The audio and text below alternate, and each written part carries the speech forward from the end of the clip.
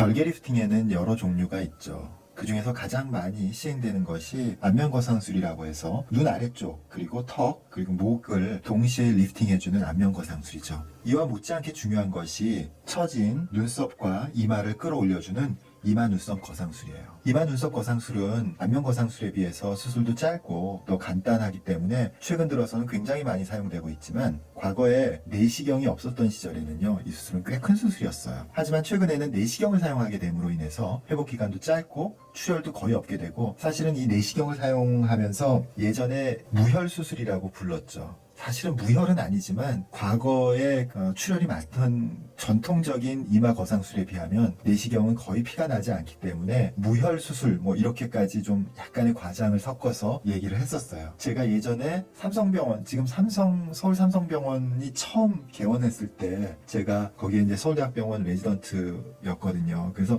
서울대학병원이 삼성의료원 처음 시작할 때 그 협력병원이었어요. 그래서 제가 레지던트 3년 차였는데 그때 처음으로 삼성병원, 새로 만들어진 삼성병원에 가서 성형외과 일도 하고 당직도 쓰고 나름대로 고생을 많이 했어요. 3년 차 때 한 3개월, 4년 차 때 한 3개월 그렇게 가서 한 6개월 정도를 삼성의료원에서 근무를 한 적이 있습니다. 근데 그때 이제 삼성의료원이 여러 가지 일들을 많이 했는데요. 여러 가지 좀 새로운 한국 의료계에서 없었던 일을 많이 했는데 그 중에 하나가 바로 이 엔도타인 이마 눈썹 리프팅을 도입한 거예요. 그때 제가 처음 이마 눈썹 엔도타인을 처음으로 경험을 했고, 이게 앞으로 정말 전망이 있고 발전하리라는 걸 그때 좀 예감을 했죠. 최근에 시행하는 내시경 이마 눈썹 거상술, 이마 눈썹 리프팅하고 이전에 사용했던 전통적인 이마 눈썹 거상술하고 다른 점이 뭐냐 하면요, 전통적인 방법에서는요, 헤어라인보다 약간 뒤쪽을 이렇게 절개를 했어요.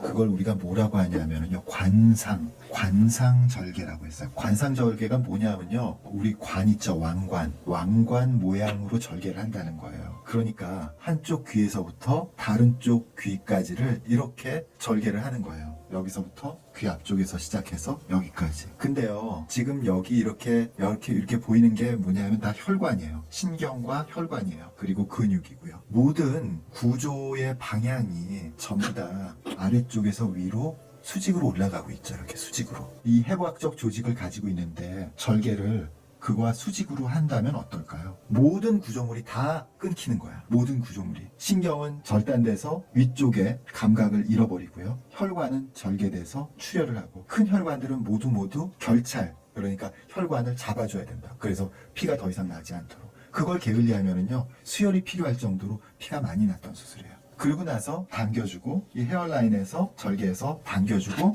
그만큼 올릴 만큼을 잘라내서 꼬매주는 거예요. 그러니까 감각도 둔해질 뿐더러 얼마나 피가 많이 났겠어요. 그런데 최근에 내시경을 사용하게 되면요, 관상 절개를 안 해요. 수직 절개를 한다고. 수직 절개. 세로로. 그러니까 절개를 여기서 가운데, 측면 이런 식으로 많이 넣으면은 5개 정도 절개, 아니면은 이 중앙이라든지 이런 데는 좀 생략을 해도 되죠. 이 중에서 사실은요, 이런 내시경이 들어가는 부분은 나중에 봉합하게 되면 거의 잘 보이지 않게 되죠. 제일 중요한 게 지금 요 양쪽에 2군데. 여기서 끌고 올라가서 고정을 하기 때문에, 엔도타인을 고정을 하기 때문에 이 절개가 중요하죠. 그러나 이렇게 따로따로 만들어진 절개는요, 지금 이 구조, 이렇게 혈관이나 신경이 올라가는 거와 평행을 이루기 때문에 혈관이나 신경을 다칠 가능성이 무척 적고, 다친다 하더라도 비스듬하게 다치기 때문에 회복이 금방 된다는 거죠. 이 이마 눈썹 리프팅의 목적은 눈썹과 이마를 끌어올리는 거죠. 그래서 우리가 눈두덩이라고 불리우는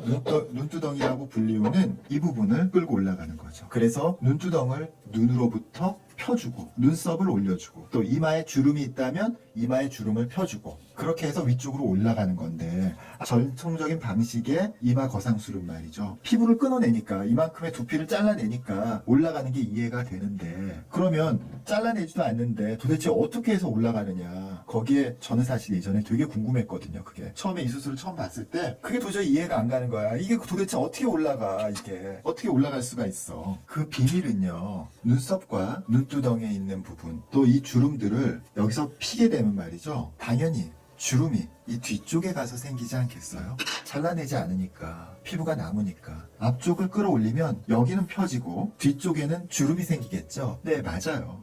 앞쪽에는 펴주고 머리 안쪽에 두피 뒤쪽으로 넓게 이렇게 주름을 만들어서 이 앞쪽에 있는 피부 여유를 뒤쪽으로 옮겨주는 거죠. 그러니까 신경이나 혈관을 손상하면서 조직을 절제해내거나 잘라낼 필요가 없는 거죠. 정말 기가 막힌 아이디어예요. 그런 획기적인 아이디어 덕분에 이렇게 꽤 나이가 있으신 시니어들한테도 출혈의 걱정 없이 눈썹과 눈두덩 그리고 이마의 주름을 획기적으로 펼 수 있게 되는 거죠. 조직 손상과 출혈이 훨씬 적게 하면서 최근에는 눈썹과 주름을 개선한다기보다는요. 눈두덩이 두툼해서 너무 불룩해 보이는 현상을 개선하기 위해서요. 지방을 제거하는 방법도 있지만 지방 제거가 여의치 않은 경우, 그러니까 경막하 지방이 적거나 피하 지방이 많을 경우에, 쌍꺼풀이 이미 클 경우에, 이런 경우에는 제거가 좀 어렵거든요. 이렇게 불룩한 눈두덩을 개선하기 위해서 눈썹을 위쪽으로 올려, 눈썹을 끌어올리면은 눈두덩이 불룩함이 많이 줄어들거든요. 제가 이전 영상에서 한번 말씀드린 적이 있죠.